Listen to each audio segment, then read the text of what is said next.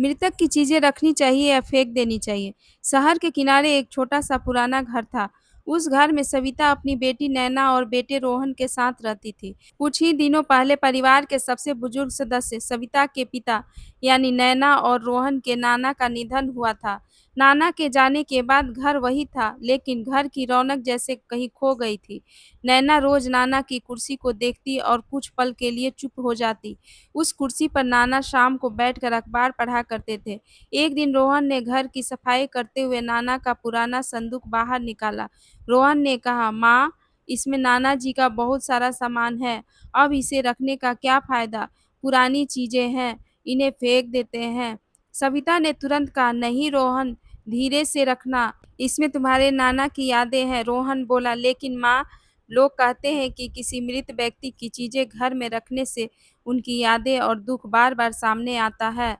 कुछ लोग तो कहते हैं कि ऐसी चीजें घर में नहीं रखनी चाहिए। नैना ने भी पूछा, माँ, क्या सच में किसी गुजर चुके इंसान की चीजें घर में रखने से कुछ बुरा होता है? सविता कुछ देर शांत रही, फिर उसने कहा, बुरा सामान से नहीं होता बेटा, बुरा तब होता है जब हम किसी चीज को डर की वजह से देखते हैं। यह बात सुनकर दोनों चुप हो गए। संदूक खोला गया। उसमें नाना की पुरानी घड़ी, चश्मा, डायरी, कुछ तस्वीरें और एक पुराना कपड़े का थैला था। नैना ने घड़ी हाथ में ली। घड़ी अब बंद हो चुकी थी। नैना की आंखें नम हो गई। उसे याद आया कि जब वह छोटी थी तो नाना उसे स्कूल छोड़ने जाते थे। रास्ते में वह हमेशा नाना की घड़ी देखकर पूछती थी, नाना, स्कूल पहुंचने में कितनी देर है? और नाना मुस्कुराकर कहते, जब तक मेरी घड़ी चल रही है तब तक तुम्हें देर नहीं होगी। नैना हल्का सा मुस्कुराई, लेकिन रोहन को ये सब भावनात्मक बातें पसंद नहीं थी।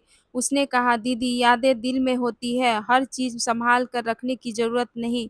सविता ने कहा, तुम दोनों की बातें अपनी जगह सही है, तो फिर फैसला कैसे करें कि क्या रखना चाहिए और क्या नहीं?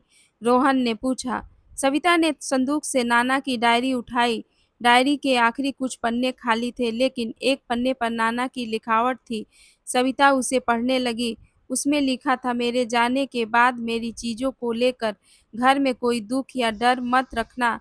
जो चीज उपयोगी हो उसे इस्तेमाल करना, जो किसी और के काम आ सकती हो उसे दे देना, और जो सिर्फ याद दिलाती हो उसे संभाल कर रखना या उसकी तस्वीर रख लेना।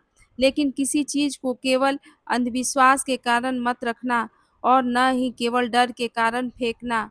तीनों कुछ देर तक उस पन्ने को देखते रहे। रोहन ने धीरे से कहा, नाना जी ने तो पहले ही सब समझा दिया था। सविता मुस्कुराई, लेकिन तभी संदूक के नीचे रखा कपड़े का एक थैला नैना के हाथ लगा। उसमें कुछ पुराने सिक्के थे और एक छोटी सी चाबी। नैना ने पूछा, माँ, ये चाबी किसकी है? सविता ने चाबी देखते ही कहा, मुझे नहीं पता। रोहन बोला, शायद पुराने कमरे की होगी। घर में एक कमरा ऐसा था जिसे कई महीनों से बंद रखा गया था। वह नाना का कमरा था। नाना के जाने के बाद सविता ने उस कमरे को खोलने की हिम्मत नहीं की थी। अगले ही दिन तीनों ने कमरा खोला। कमरे में नाना की किताबें, लकड़ी की अलमारी और कुछ पुराने कागज रखे थे। रोहन ने चाबी एक छोटे से दराज में लगाई। चाबी घूम गई, दराज खुला। अंदर एक लिफाफा रखा था। लिफाफे पर लिखा था, मेरे बच्चों के लिए। सविता के हाथ कांपने लगे। उसने लिफाफा खोला। अंदर एक छोटा सा पत्र था। पत्र में नाना ने लिखा था, अगर तुम यह पत्र पढ़ रहे हो तो शायद मैं तुम्हारे पास नहीं हूँ, लेकिन मेरी चीज़ों को देखकर दुखी मत होना। इंसान चला जाता है, उसकी यादें नहीं। मेरी कोई चीज़ अगर तुम्हें खुशी देती है तो उसे रख लेना। अगर कोई चीज़ किसी ज़रूरतमंद के काम आ सकती हो तो उसे दे देना। और अगर कोई चीज़ तुम्हें हर दिन दुःख देती है तो उसे हटाना भी गलत नहीं है। क्योंकि किसी इंसान से प्यार करने का मतलब यह नहीं है कि उसकी हर वस्तु को हमेशा अपने पास रखा जाए। नैना की आँखों से आँसू निकल पड़े। पत्र के अंत में एक और बात लिखी थी, मेरी चीज़ों से डरना मत, उनमें मेरा शरीर नहीं, सिर्फ मेरी यादें हैं। कमरे में कुछ पल के लिए बिल्कुल शांति छा गई। रोहन, जो अब तक सामान फेंकने की बात कह रहा था, उसने नाना की पुरानी घड़ी उठाई। उसने कहा, माँ, ये घड़ी मैं रखूंगा। नैना ने मुस्कुराकर पूछा, अभी तो तुम इसे फेंकने वाले थे? रोहन बोला, हाँ, लेकिन अब समझ में आया कि चीज़ की कीमत हमेशा उसकी कीमत से नहीं होती। सविता ने कहा, यही तो बात है। अगले दिन परिवार ने नाना की सारी चीज़ें 3 हिस्सों में बाँट दी। पहले हिस्से में वे चीज़ थी जिनका भावनात्मक महत्व था, पुरानी तस्वीरें, डायरी, घड़ी और कुछ पत्र। उन्हें सुरक्षित रख लिया गया।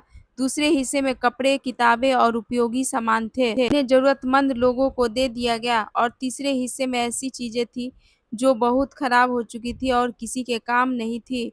उन्हें सम्मानपूर्वक अलग कर दिया गया, लेकिन नाना की कुर्सी, वह कुर्सी घर से नहीं गई। नैना ने उसे साफ करके खिड़की के पास रख दिया। कुछ दिनों के बाद वह उसी कुर्सी पर बैठकर अपनी पढ़ाई करने लगी। एक शाम रोहन ने पूछा, दीदी, अब तुम्हें नाना की याद आती है तो दुःख होता है? नैना ने कहा, पहले बहुत होता था। अब उनकी चीज़ें देखकर लगता है कि उन्होंने हमारे साथ कितना समय बिताया था। रोहन बोला, तो क्या मृतक की चीज़ें रखनी चाहिए? नैना ने कुछ पल सोचा और कहा, ज़रूरी नहीं है कि हर चीज़ रखो और ज़रूरी नहीं है कि हर चीज़ फेंक दो। जो चीज़ प्यार और अच्छी याद देती है उसे रखना बिल्कुल ठीक है। जो किसी और के काम आ सकती है उसे दे देना भी अच्छी बात है और जो चीज़ केवल डर की वजह से रखी जा रही हो, उसे रखने की ज़रूरत नहीं। रोहन ने पूछा, तो असली बात क्या है? नैना मुस्कुराई और बोली, इंसान की याद चीज़ों में नहीं रहती, हमारे दिल और हमारे व्यवहार में रहती है। सविता ने दोनों की बातें सुन ली थी। वह बोली, बिल्कुल, किसी अपने के जाने के बाद उसकी चीज़ों का फैसला डर से नहीं, समझदारी और भावनाओं से करना चाहिए। उस दिन के बाद घर में नाना की कोई चीज़ देखकर किसी को डर नहीं लगा। उनकी घड़ी अब भी बंद थी, लेकिन हर बार जब नैना उसे देखती, उसे नाना की आवाज़ याद आती, जब तक मेरी घड़ी चल रही है तब तक तुम्हें देर नहीं होगी। और नैना समझ चुकी थी, घड़ी रुक गई थी, लेकिन नाना की दी हुई सीख अब भी चल रही थी। इस कहानी से हमें यही सीख मिलती है कि किसी मृत व्यक्ति की वस्तुओं को रखना या हटाना कोई एक तय नियम नहीं है। फैसला परिवार की भावनाओं, वस्तु की उपयोगिताओं और मानसिक शांति को ध्यान में रखकर किया जा सकता है। यादों को सम्मान देना ज़रूरी है, लेकिन डर या अंधविश्वास के कारण किसी चीज़ को रखना या फेंकना ज़रूरी नहीं।